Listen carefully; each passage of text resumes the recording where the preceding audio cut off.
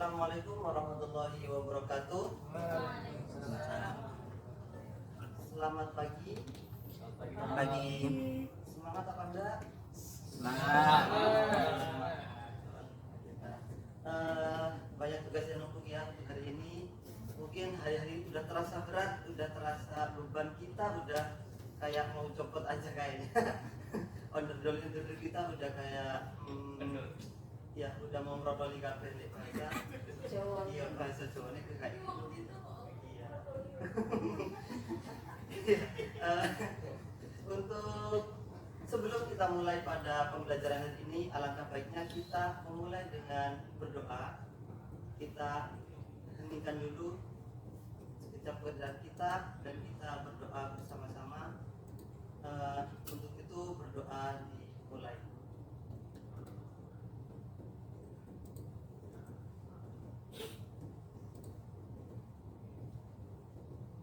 Oke, terima kasih. Untuk selanjutnya, perkenalkan nama saya Farul Umar. Saya kelahiran di Malang asli dengan tanggal lahir 23 Februari 1999. Di sana udah ada nomor kontak saya 081 233 bisa di-save mungkin jika butuh sesuatu atau perlu sesuatu.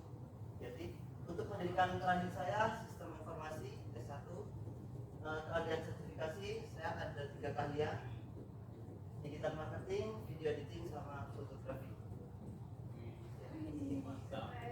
Untuk email, IG atau Facebook, TikTok bisa di tag dengan nama Anfanum Kimail atau yahoo.com, semuanya insya Allah ada.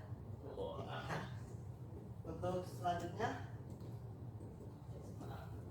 ya, mungkin di ruangan ini banyak sekali yang harus kita perhatikan sebelum kita memulai pembelajaran pada pagi hari ini. Sebagai introduction, yaitu yang pertama, pastikan ruangan kelas terbebas dari bahan yang berbahaya. Jadi di sini udah nggak ada ya area yang berbahan berbahaya ataupun asap rokok atau apa biasanya yang membuat kita terganggu. Yang kedua, jaga lantai, jalur cover, jalur blower tetap bersih dan tidak terhalang. Intinya lantai harus bersih dari liquid atau minyak-minyak atau kotoran yang pada akhirnya nanti bisa menyebabkan kecelakaan. Dan yang ketiga, bisa simpan barang yang tidak terpakai atau mudah terbakar oleh api. Yang keempat, alat pemadam kebakaran harus terlihat jelas. Intinya ketika nanti ada berbahaya atau ada warning berbahaya, jadi kita bisa kebakaran atau kebakaran kecil atau kebakaran besar, kita bisa mencari alat pemadam kebakaran dan juga bisa melakukan safety detection. Yang kelima yaitu jalur evakuasi dan pintu harus bebas dari hambatan atau bebas kedap asap. Karena apa? Karena keselamatan adalah tanggung jawab bersama. Yang intinya, mari kita ciptakan suasana belajar yang aman dan juga nyaman. Oke? Selanjutnya, tata tertib di ruang kelas ini ada 5. Yang tentunya pertama, dilarang merokok.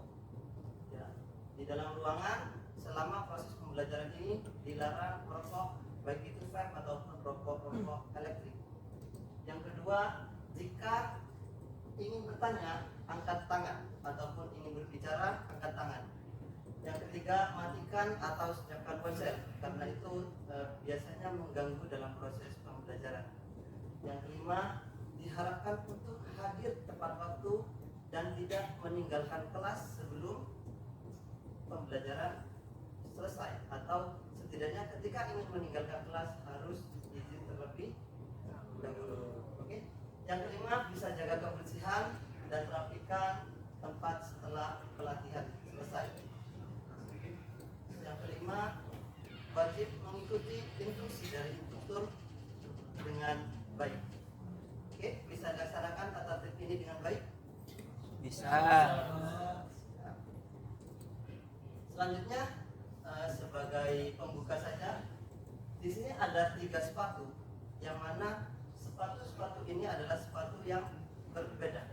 Kira-kira kira-kira dari 3 sepatu ini, apakah teman-teman atau bapak ibu bisa membedakan sesuai dengan apanya? Fungsi yang pertama Warna. Fungsi. warnanya. Yang pertama mungkin fungsinya sebagai apa? Olahraga. Sepatu olahraga. Yang kedua Kerja ketiga jalan-jalan. jalan-jalan. Ya. Jadi sepatu saja kita memiliki spesifikasi sesuai dengan standarnya masing-masing. Begitu juga dengan dalam memilih kamera. Maka dari itu di sini saya akan menjelaskan tentang langkah-langkah menentukan spesifikasi perangkat kamera sesuai dengan kebutuhan teknis. Yang mana saya ambil dari kode unit itu. Jadi unitnya memilih jenis kamera, elemen kompetensinya dan seterusnya bekerja. Jadi seperangkat kamera kita akan berdasarkan spesifikasi kameranya. Sudah jelas ya apa yang kita bahas hari ini? Iya, langkah-langkah memilih kamera istilahnya itu ya. Oke. Selanjutnya, tujuan dari pembelajaran ini atau pelajaran ini kita dapat menjelaskan langkah-langkah menentukan spesifikasi perangkat kamera sesuai dengan kebutuhan teknis.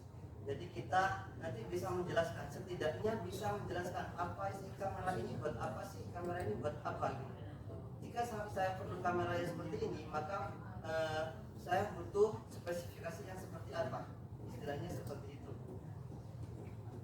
Selanjutnya untuk manfaat pelatihannya ialah bisa menentukan spesifikasi perangkat kamera yang seperti apa ya, dengan sesuai kebutuhan teknisnya. Jadi ketika kita butuh kamera untuk fotografi, kamera yang seperti apa, spesifikasi yang seperti apa. Kemudian untuk kamera dengan kebutuhan videografi dengan kebutuhan kamera yang seperti apa juga. Oke, bisa dilanjut, bisa dipahami ya. Oke, kita lanjut pengertian. Apa sih tadi langkah-langkahnya dalam pemilihan spesifikasi kamera? Ya, agak tipu mulutnya. Jadi pengertiannya apa? Yaitu serangkaian proses sistematis yang dilakukan untuk mengidentifikasi, mengevaluasi dan memilih perangkat kamera berdasarkan tujuan penggunaan, lingkungan kerja serta fitur teknis yang dibutuhkan. Jadi pengertiannya adalah kita bisa memilih serangkaian kamera dan bisa mengidentifikasi, mengevaluasi serta memilih kamera sesuai dengan kebutuhan kita masing-masing. Seperti tadi ada yang mau jadi fotografi aja atau mau jadi videografi aja. Kalau keduanya gimana? Berarti harus beli kamera dua dong. Karena antara videografi dengan fotografi itu jenis spesifikasi kameranya itu udah berbeda. Atau bisa juga dengan sesuai dengan lingkungan kerjanya. Lingkungan kerja saya kameranya semua Sony Pak. Jadi wajib pakai Sony, berarti harus beli Sony? Enggak juga. Istilahnya ketika lingkungan kerja pakai Sony dan sampean gak diwajibkan untuk pakai, itu sesuaikan dengan spesifikasi kebutuhannya masing-masing. Seperti itu ya. Iya. Lanjutnya, ya. Tujuan dalam mengikuti langkah-langkah tadi untuk apa? Untuk memastikan perangkat yang dipilih itu support atau dapat mendukung kebutuhan teknisnya teman-teman. Jadi baik itu secara operasional ataupun di dalam pekerjaan. Ya. Jadi seperti yang saya terangkan tadi, ketika sampean butuh fotografi, butuh videografi atau butuh kamera untuk produksi multimedia atau produksi film, itu semua spesifikasinya berbeda-beda. Seperti halnya sepatu tadi, sepatu ada spesifikasi selanjutnya masing-masing. Ketika kita bicara kamera, ketika kita bicara sepatu, nah, keduanya memiliki standar spesifikasinya masing-masing. Bisa dijadikan Pak, misal saya mau apa namanya pakai sepatu formal buat basket, bisa nggak kira-kira? Bisa aja, tapi tidak sesuai dengan fungsinya, tidak sesuai dengan standarnya. Oke? Bisa dimengerti? Bisa. Yang kedua ialah pemahaman yang baik mengenai spesifikasi kamera sangat diperoleh sesuai dengan tujuan produksinya, ya kan? Yang kedua, kita bisa memahami dengan baik apa yang menjadikan spesifikasi itu penting, ya, intinya seperti itu.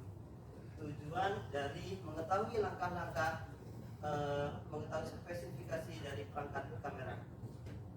Untuk selanjutnya kita langsung masuk langkah-langkah. Langkah-langkahnya gimana sih Pak untuk mencari kamera atau untuk memenuhi kebutuhan kegiatan kita? Yang pertama adalah satu, identifikasi kebutuhan pengguna. Yang pertama adalah mengidentifikasi kebutuhan pengguna. Jadi teman-teman harus tahu dong kebutuhan teman-teman itu mau buat apa. Ya, istilahnya teman-teman mau buat fotografi atau mau buat videografi, atau teman-teman cuma buat foto-foto keseharian aja. Mungkin kalau foto-foto keseharian bisa pakai kamera handphone atau kamera podcast biasa, ya kan? Tapi untuk kamera untuk kebutuhan fotografi profesional kita kan bukan nggak mungkin, tapi kurang baik atau kurang tepat ketika kita menggunakan kamera handphone saja, ya. Istilahnya ketika kita memilih kamera, yang pertama adalah mengidentifikasi kebutuhannya. Yang kedua, bisa memilih tipe kamera. Tipe kameranya seperti apa yang teman-teman ingin gunakan. Pak, saya mau tipe yang mirrorless, saya mau tipe yang biasa aja, yang penting bisa ngezoom dan nggak buram. Pak, saya mau pilih tipe yang DSLR atau pilih tipe-tipe kamera handphone lainnya. Pak, saya butuh kamera handphone aja Pak kayaknya. Kenapa? Karena saya cuma foto-foto biasa aja, palingan cuma buat selfie, ya istilahnya kan seperti itu. Jadi untuk pemilihan tipe kamera disesuaikan juga. Yang kedua, perhatikan resolusi dan sensor kamera. Resolusinya berapa? Mau resolusi buat cetak banner Pak, saya berarti butuh foto yang resolusinya besar. Kita nggak lucu ketika kita mau cetak banner, kita butuh pakai kamera jadul. Contohnya kamera Nokia yang kualitasnya cuma 360 piksel, ya. Atau kita mau bikin film bioskop yang minimal 4K, minimal resolusinya 4K, tapi kita cuma punya kamera dengan resolusi 1080p pixel atau XD, ada aja, kan nggak lucu juga. Jadi yang nonton di bioskop kayak burung-burung, kayak nonton film 3GP aja gitu.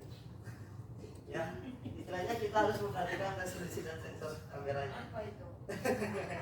Ya, istilahnya seperti itu. Lanjut, yang keempat adalah cek kemampuan lensa. Lensanya mau lensa yang seperti apa? Pak, saya mau foto sport yang jarak jangkauannya bisa 2 km. Otomatis lensanya juga beda dengan ketika kita 2 km. Kan ada kan Mbak, kalau foto sport biasanya MotoGP itu kan terlalu banyak. Jadi kemampuan lensanya seperti apa? Yang kelima, fitur tambahan. Fitur-fitur apa aja sih yang dimiliki kamera ini? Karena setiap kamera, baik itu setiap merek maupun tiap tipe-tipe kamera itu memiliki fitur-fitur tambahan lainnya. Yang kelima, anggaran dan ketersediaan aksesoris. Ya, nggak lucu juga sampai udah pilih kebutuhannya gini, udah pilih tipe kamera ini, tapi anggarannya nggak ada, ya. Istilahnya harus anggarannya kecil, anggarannya cuma 2 juta, tapi butuhnya kamera DSLR yang bisa jangkau 2 km. Wow, kan keren juga. Jadi kan nggak mungkin. Jadi 6 langkah ini dalam menentukan spesifikasi, maaf ya, jadi agak jadi 6 langkah ini yang perlu diperhatikan dalam menentukan spesifikasi. Ya, oke. Terima kasih sudah membantu ya. Jadi langkah-langkahnya seperti itu. Oke, bisa dipahami? Bisa, Pak. Sudah jelas ya? Oke. Selanjutnya, kesimpulannya adalah menentukan spesifikasi kamera adalah proses penting untuk memastikan perangkat sesuai kebutuhan teknis.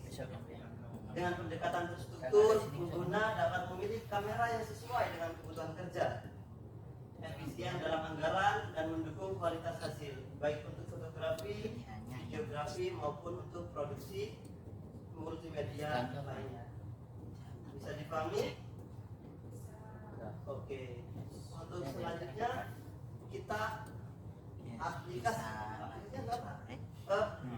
Mungkin teman-teman bisa sebutkan dua contoh atau dua langkah dalam menentukan spesifikasi perangkat kamera yang sesuai dengan kebutuhan teknis. Tadi ada apa saja? Tadi tokonya nggak support kerja. Menentukan anggaran, nah, yang penting menentukan anggaran itu yang paling diingat itu. Terus yang kedua,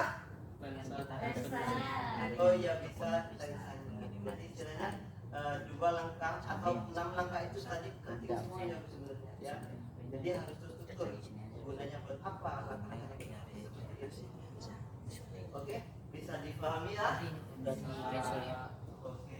Untuk selanjutnya kita latihan soal bisa? Oke. Kita latihan soal terlebih dahulu. Mungkin bisa di-share soalnya ya.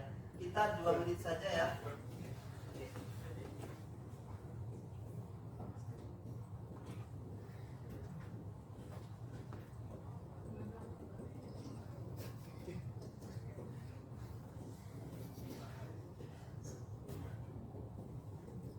Anda perlu izin, tidak bisa diisi Pak. Kenapa? Anda perlu izin. Oh, nggak bisa. Linknya dibuka dulu untuk umum. Oh iya, linknya saya buka untuk umum. Nanti saya bagikan sesuai kertasnya saja ya.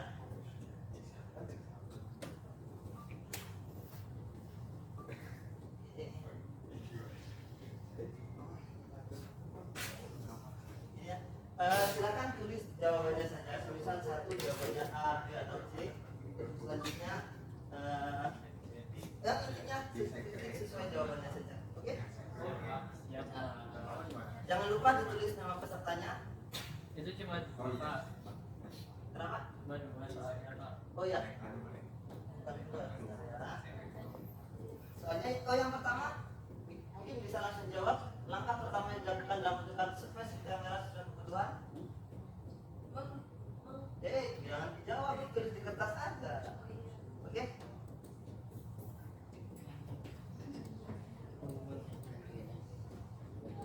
Sudah ya? Yang kedua, apa yang harus dilakukan saat memilih kamera untuk fotografi dalam kondisi minim cahaya? Chargingnya Bisa dicek. kira-kira teman-teman apa sih ketika minim cahaya? Apanya yang perlu diperhatikan? Ini reservernya. Sudah? Sudah. Ya.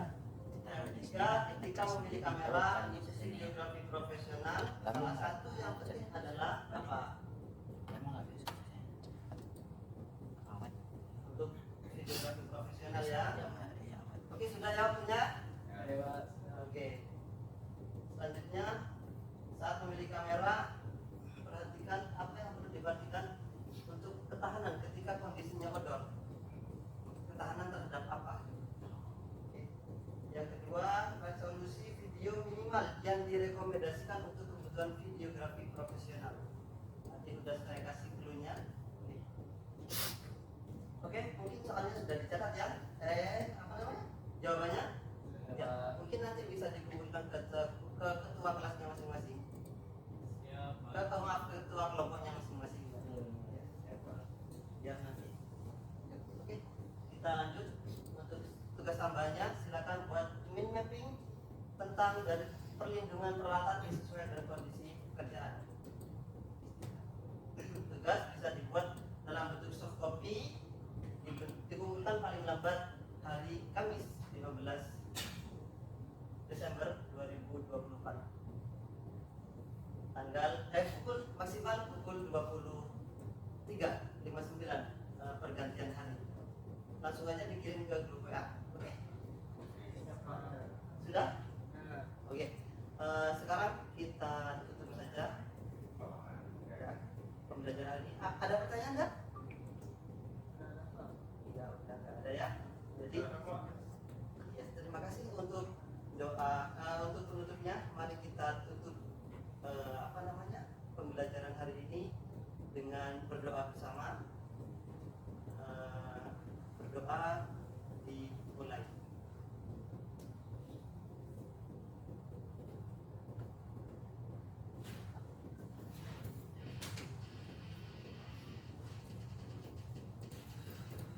Oke, terima kasih. Sebagai penutup ya, dan juga coach, terima kasih dari saya bahwa sebenarnya kamera itu menangkap momen, tapi kamu menangkap seluruh dunia. Siapa tuh? Terima kasih untuk hari ini. Silakan berkemas terlebih dahulu. Laptop bisa dimatikan dan juga dikemas ya, istilahnya kita rapikan dulu barang kita masing-masing, jangan ada yang tertinggal ataupun hilang di dalam kelas ini. Terima kasih sudah mengikuti instruksi dan juga petunjuk dari saya dan juga mendengarkan pembelajaran dari saya. Demikian saya akhiri. Assalamualaikum warahmatullahi wabarakatuh. Waalaikumsalam warahmatullahi wabarakatuh.